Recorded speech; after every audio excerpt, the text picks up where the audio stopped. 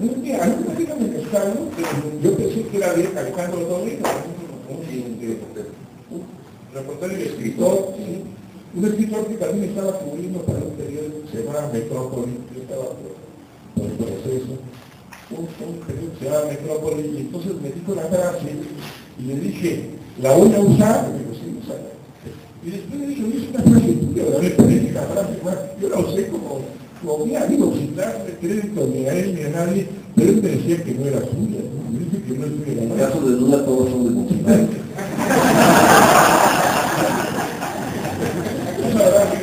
No, yo creo que es el Vox Populi, es sabiduría popular. Sabiduría popular duramente aprendida por lo que Pero en ese entonces todavía no lo era, o por lo menos a mí me sorprendió la frase que me parecía, además de literal exacta, ¿no?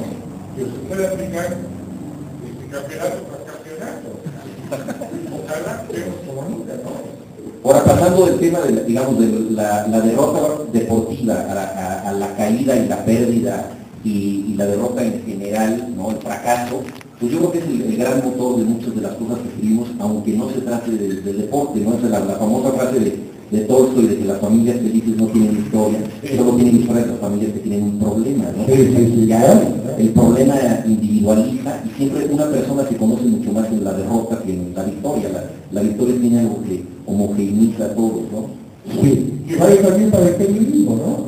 En el periodismo no son noticias los buenos momentos de la gente, los momentos de felicidad pues son consecuencias, los momentos de tensión, de error.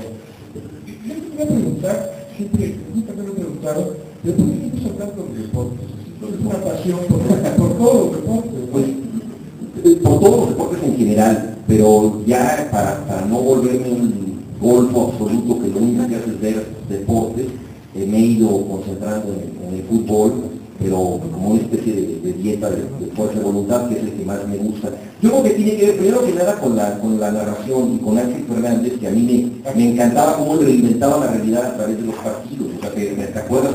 Él tuvo un momento cultural histórico en México, que fue el paso de la radio a la televisión. En la radio él tenía que decir, pues la pelota está por la entrada de la derecha, va avanzando un jugador hacia el portero, en estos momentos el sol le da en la cara, no va a poder ver la pelota. Tenía que describir las cosas para que la gente las viera en la imaginación. Con la televisión todo eso se volvió redundante, entonces él entendió que era una oportunidad, y fue quizá de los pocos que lo hicieron, de reinventar el juego con apodos, con metáforas, con leyendas, bautizar a los jugadores, bautizar al juego. Entonces tenía un fornidísimo defensa alemán y decía, ahí viene Hans Peter Brigger, que en alemán quiere decir perro carril de estación antes de alemán, ¿no?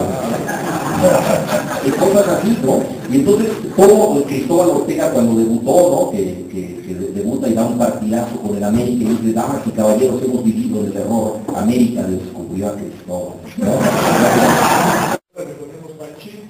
Y vamos cambiando la realidad, tomamos todo lo de la realidad, pero no la documentamos como se podría documentar. ¿Qué pasaría si la documentamos tanto, ¿no? Los escritores mexicanos nunca se atreven a describir las calles de nuestra ciudad, o no hablan de las calles de la ciudad como los escritores extranjeros que tienen mucha confianza en sus ciudades, ¿no? Y si dicen la calle 45 de Manhattan, como que todo el mundo está, todo lector de cualquier país está obligado a saber, tú no puedes decir la calle sin saber.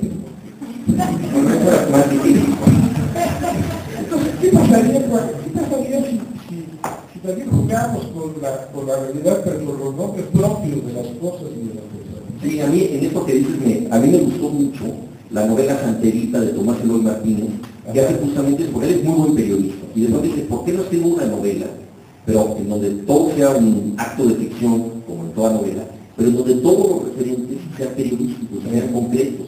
Y aunque sean falsas las situaciones, soy yo, Tomás Eloy Martínez, investigando en un archivo, viendo a mi director de revista, tratando de convencerlo a hacer un reportaje, o sea, inventar, ¿no? El marco real de algo ficticio, y es bastante parecido a lo que tú estás haciendo. En lugar de saquear la realidad, reportear la realidad y usarla para ¿no? Sí. También lo hacen, ¿no? Sí. No nos queda más remedio que hacerlo, ¿no? Sí. Porque no tenemos más experiencia que la nuestra. Inventar experiencia. Sí, mira, a mí por ejemplo me pasó cerca de aquí, está la casa de José Emilio Pacheco. y en una ocasión yo estaba buscando la casa y perdí la dirección, tenía que ir a darle unas cosas que habíamos publicado en el periódico, perdí la dirección y no me acordaba de cómo llegar, ¿no? Y entonces me acordé de un poema que él escribió sobre un árbol que está frente a su casa. ¿Decidiste el poema? Siendo de José Emilio súper pesimista, porque además comparaba al árbol con Juan García Ponce, está dedicado a Juan García Ponce. Y entonces era un árbol al que le habían cortado las ramas, los novios habían escrito sus nombres con navaja, habían puesto ahí cables de luz, un cable de luz, habían puesto un diablito para que bajara del cable de la luz, de la toma de luz pasando por el árbol. O sea, lo habían ido humillando y ese árbol resistía y seguía vivo. Entonces, si encuentro el árbol, encuentro la casa, ¿no? Entonces, a mí me pareció una cosa bastante interesante que un poema sirviera para encontrar una casa. La encontré y me quedé con eso grabado. Y luego estaba escribiendo un pasaje en mi novela El Testigo y al personaje le pasa algo parecido. Y dije, bueno, cambio el nombre de Pacheco, lo voy a desvalorizar. El poema es de él. Entonces aparece José Emilio Pacheco fugazmente, ¿no? Pero es justamente esto, además al revés, se vuelve, creo que un poco más real, porque si crees eso, el siguiente personaje que es inventado igual parece más real, porque ya los nivelaste, ¿no?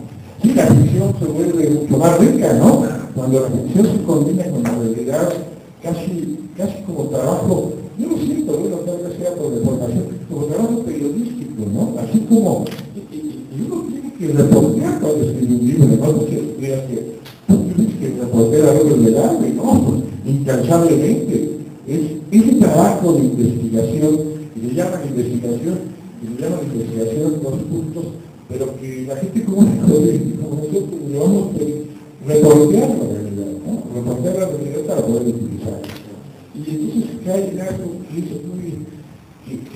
es muy importante y muy necesario, la precisión, ¿no? El fenómeno de la precisión, de la búsqueda de la precisión, es un poco la búsqueda de la belleza, porque nos hacemos más tangibles el mundo que nos rodea, las personas que nos rodean, las gentes que nos rodean, ¿no?